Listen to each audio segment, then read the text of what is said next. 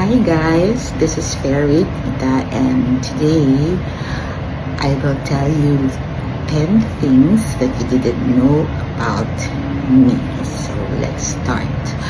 Number 1, guys, abogado ako. Lawyer. Kahit hindi ako mukhang lawyer ako guys. Meron pa akong ID at hopefully hindi pa ako i-disbar. Number 2, I just started playing golf almost a year ago.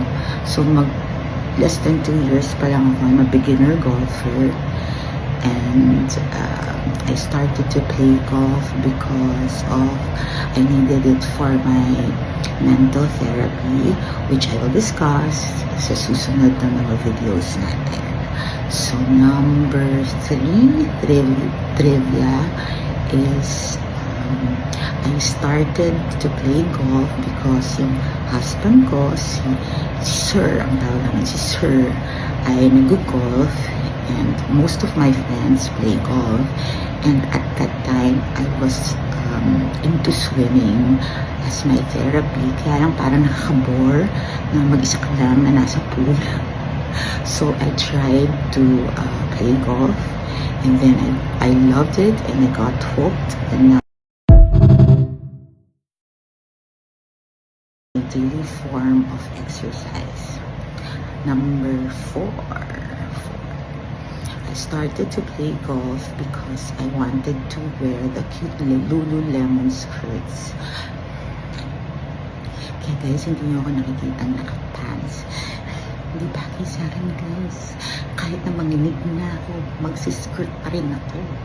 Kaya lang, naggalit yung pamangkin ko na masyado naman daw maikli ang skirt ni Tita Fairy. Nilulito na ako dun sa batang yun. Sabi niya dapat maikli yung skirt. Ngayon naman, masyado naman daw maikli. Nalilito na ako guys. So, you always will see me in skirts. And my favorite, number 5, my favorite brand is Adidas. I love it because it's not that expensive. They have sizes for me, big sizes, and then I love their shoes. They're so maporma, hindi mo akalain pang golf. So, ang current kong sinusuot parati, I'm so addicted to it, is the Adidas Superstar Spikeless golf shoes. They're the best. So, they're so comfy and sobra siyang